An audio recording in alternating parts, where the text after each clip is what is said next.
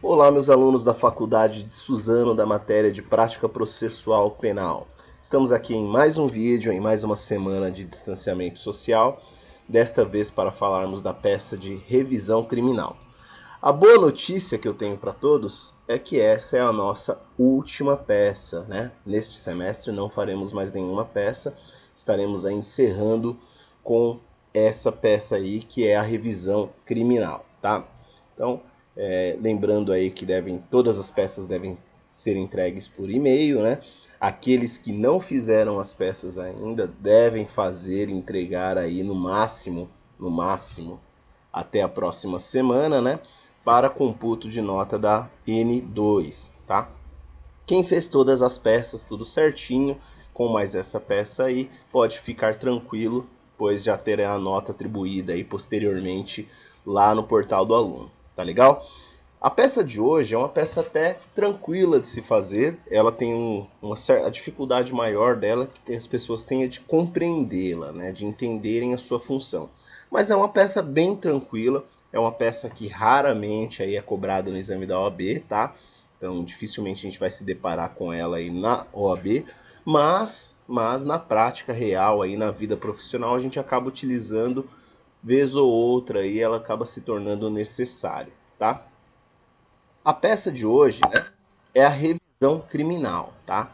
A revisão criminal, ela tem uma finalidade aí primordial de combater o erro do judiciário, tá? Ela tem uma função de combater o erro do judiciário. Então, sempre que uma decisão equivocada, que houve uma decisão equivocada, que já transitou em julgado, essa é a grande sacada, deve-se entender o quê? O processo transitou em julgado. Ou seja, lembram-se da nossa linha do tempo? Acabou. Acabou aquela linha do tempo, chegou lá naquele finalzinho dela lá com o trânsito em julgado. Essa peça, ela será utilizada após o trânsito em julgado. Então, encerrou o processo, teve lá o recurso ou não, transitou em julgado, as partes não recorreram, acabou, a sentença se tornou um título executivo, tá? Porém, nota-se ali um erro, um equívoco. Foi cometido um erro na decisão judicial, foi cometido um erro na sentença, foi cometido um erro lá no acórdão. E aí, o que você faz? Seu cliente vai morrer com esse erro? Vai ser penalizado por esse erro? Ou acabou a vida, não tem mais o que ser feito? Não. No processo penal, a gente consegue atuar de alguma forma. E essa forma é a revisão criminal, tá? É o Instituto da Revisão Criminal, tá? Revisão criminal está prevista aí lá no artigo 621, tá? 621 do nosso Código de Processo Penal, certo? Tá? E a gente vamos explicar agora como que ela funciona, né? Como que funciona essa peça. Basicamente, como eu havia dito, ela tem essa necessidade de combater um erro. Então, como ela se combate um erro, como ela tem essa função de combater um erro, onde que ela tramita? Ela vai tramitar sempre irá tramitar no tribunal, tá? Então, não existe revisão criminal protocolada em juízo de primeira instância. Ela sempre irá tramitar no tribunal. Então, seja aí no Tribunal de Justiça, ou seja no STF, ou seja no STJ. Qual é a lógica? Ela vai tramitar no tribunal onde a sentença teve, onde o acórdão aí, no caso, né, teve a sua última decisão. Então, o que acontece? Se o caso tratar de uma sentença, juízo de primeiro grau, que não teve recurso, a competência será do Tribunal de Justiça. Se ocorrer esse erro no judiciário, no Tribunal de Justiça, ela vai ser discutida no próprio Tribunal de Justiça, tá? No próprio Tribunal de Justiça. Se ocorrer no STJ, será discutida no STJ. Se ocorrer no STF, ela será discutida no STF, tá? Então, ela só não ocorre no juízo de primeira instância. Porém, ela sempre vai tramitar aí no juízo no tribunal, tá? Sempre é uma peça que é um processo que irá tramitar sempre em tribunal, tá? E aí, o que acontece? Apenas para esclarecer. Aqui a gente fala de uma coisa que existe na revisão criminal, que eu vou falar aqui mais para esclarecer, para que não gere dúvidas posteriormente, que é o Instituto da Justificação, tá? A justificação, ela aborda uma prova que você precisa ser produzida, tá? Você não pode produzir uma prova no Tribunal de Justiça. Então você não pode ouvir uma testemunha no Tribunal de Justiça. Então, se você tem a necessidade de ouvir uma testemunha para demonstrar o erro do judiciário, tá? Por exemplo, no caso, surgiu uma prova nova que comprova a inocência do seu cliente. Então, se você tem essa prova nova para ser produzida, ela deve ser produzida no juiz de primeira instância. Então, aí você vai entrar com o instituto que se chama de justificação, tá? Ele tem um rito próprio, que é lá no procedimento do artigo lá 861 a 866 do CPC, tá? Do CPC, e ele vai usar de forma subsidiária aí o CPC, tá legal? Então, temos o procedimento da justificação, vai tramitar aí no tribunal, no fórum comum, tá? Na primeira instância, certo? Tá? Então, lembrando aqui, quando vai existir a possibilidade aí da revisão criminal, tá? Aqui a gente tem uns artigos, depois vocês vão ler essa parte que eu escrevi, tem um conteúdo escrito aqui, eu estou passando rápido, mas depois vocês leiam aí com calma, dá uma lida, que tudo que eu estou falando aqui, ele está explicadinho aí, tá? Então, a revisão criminal aí, só para seguir a linha, onde ela pode ser utilizada? Quando ela pode ser utilizada? Sempre, tá? A revisão criminal sempre poderá ser utilizada após o trânsito em julgado. Então, mesmo que o cara tenha até cumprido a pena, ela pode ser utilizada, porque aí ele pode ser absolvido, né? E aí ele não vai gerar os efeitos da antecedência, certo? Então ele vai voltar a ser um réu primário, se for o caso, né? Então ela pode ser utilizada a qualquer tempo, tá? Pode ser utilizada a qualquer tempo, qualquer instante. Então, após o trânsito em julgado, você sempre poderá ter a opção de usar o trânsito em julgado, mesmo que seu cliente tenha cumprido essa pena aí, há mais de 10 anos já pagou, mas ele quer demonstrar que ele é inocente, ele pode entrar com um pedido de revisão criminal aí, e se for o caso até, pode exigir depois uma indenização do Estado, tá? E quais são as hipóteses que cabe, né? Vamos falar agora do cabimento dessa peça, as hipóteses legais, quando ela deve ser utilizada. Então, as hipóteses estão previstas lá no artigo 621 do Código de Processo Penal, tá? E tá lá, quando vai caber a decisão condenatória, quando vai caber a revisão criminal contra a decisão condenatória, com trânsito em julgado, lembrando sempre, trânsito em julgado. Então, tem lá um rol taxativo. A sentença for contrária a texto expresso da lei penal. Então, o que acontece? A lei, quando a gente fala de sentença, lembra lá que a sentença é determinada? Então tá lá, na sentença, ela fala que a pena é de 4 anos. O juiz vai lá e aplica uma pena máxima de 4 anos. O juiz vai lá e aplica uma pena de 8. Ele cria uma nova pena, certo? Ou ele aplica uma pena de prisão cumulada com uma pena de multa, onde não cabe a pena de multa, é uma ou outra, certo? Então, ele está indo contrário ao que a lei está falando, certo? Tá? Então, ela é completamente contrária ao que a lei está falando. Outra hipótese, sentença for contrária a evidências dos autos. Então, temos evidências dos autos e a sentença vai lá e é contrária àquilo. Quando isso pode acontecer? No caso aqui, um crime, por exemplo, aí, de homicídio. Tá lá. O crime de homicídio, ele foi denunciado. Depois da denúncia, do recebimento da denúncia, a vítima aparece viva.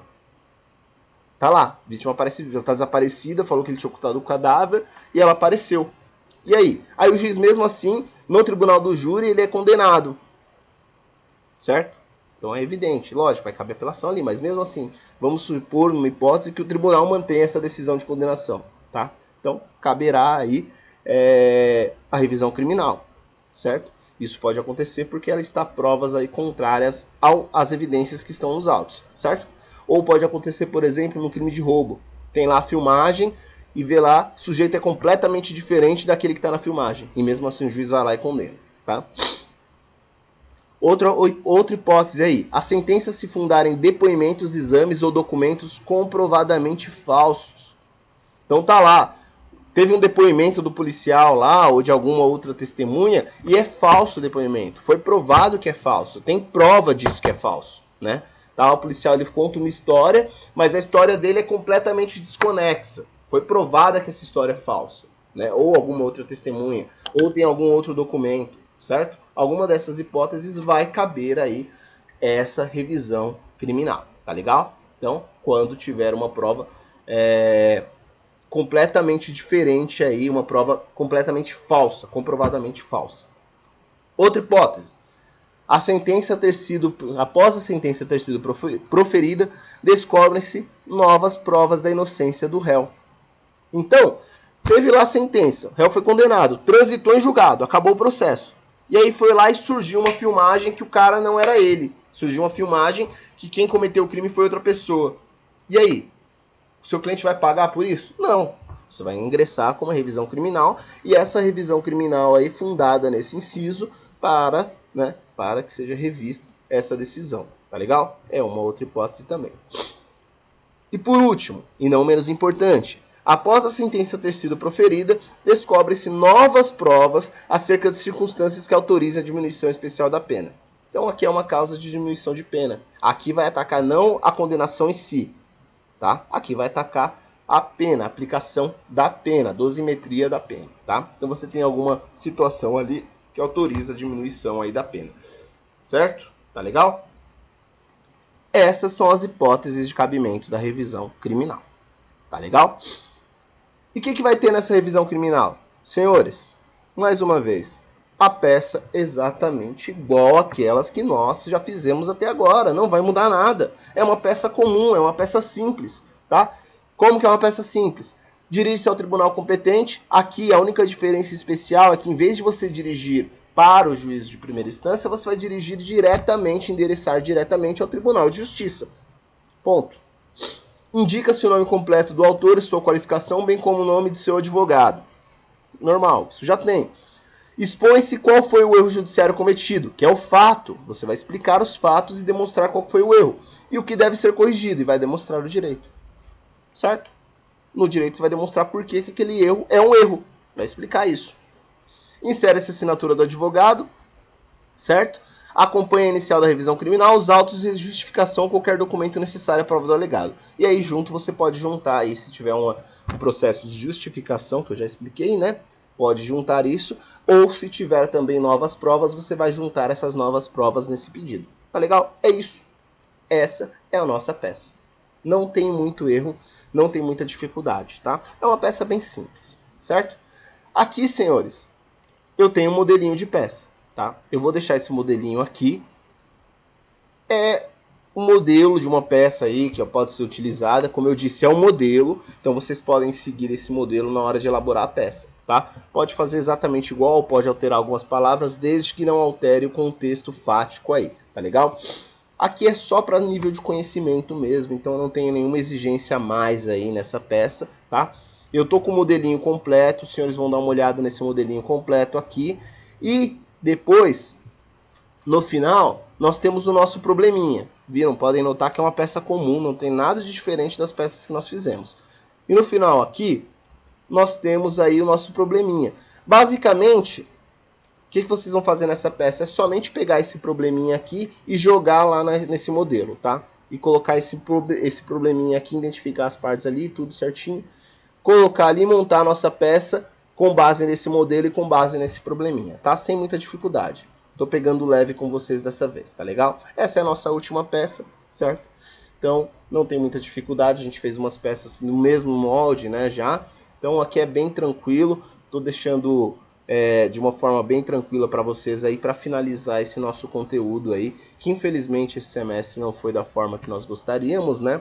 Foi algo completamente novo para mim, completamente novo para vocês, tá? Mas, felizmente, podemos dar continuidade no nosso conteúdo, tá? Então, qualquer dúvida, estou à disposição, certo? Estou à disposição, os senhores sabem como me contatar, como me encontrar, né? E quem fez todas as peças vai fazer mais essa? Pode ficar tranquilo que depois eu vou encaminhar as notas lá. Quem não fez nenhuma peça ainda, tá numa situação complicada, né? A gente vai ter que ver o que a gente vai fazer. Vamos ter que fazer exame, né? Ter que fazer um exame aí. Ou eu vou dar algum trabalho, a gente vai dar um trabalho ali, além das peças que vão ser entregues atrasadas, porque eu vou cobrar todas as peças, né? Tá? E é isso, certo? Então, a peça tá aí, mandem para mim por e-mail. A data de entrega aí é no dia... Vamos ver a data aqui, deixa eu olhar no meu calendário. A data de entrega, dia 9, tá? Terça-feira que vem, dia 9 é o dia limite para entrega dessa nossa peça, tá? Lembrando, senhores, por que dia 9? Porque na semana do dia 15 ao dia 19 é a semana de P2. Então, os senhores terão a P2 aí dos professores que irão fazer P2. Eu não vou aplicar a P2, tá? Não vou aplicar P2, pois estou atribuindo nota com essas peças, tá legal? Agora, quem deixou de entregar a peça no último tempo, ficou sem nota da N1 e ficou sem nota da N2, vai estar numa situação complicada, tá? Vai estar numa situação complicada porque vai ficar reprovado porque não entregou nada. Agora, quem deixou de entregar as primeiras peças até N1, entregou todas agora direitinho, vai fazer a repositiva aí, vai fazer o exame, tá legal? Certo? Que vai ser uma peça também no exame, eu vou aplicar uma peça, tá legal? Quem não atingiu média também vai fazer o exame. É uma peça que eu vou aplicar, os senhores vão fazer aí em casa e vão mandar para mim depois. Vai ser bem tranquilo também, tá legal? Então, é isso. Um forte abraço a todos. Qualquer dúvida, estou à disposição. Tá legal? Até mais.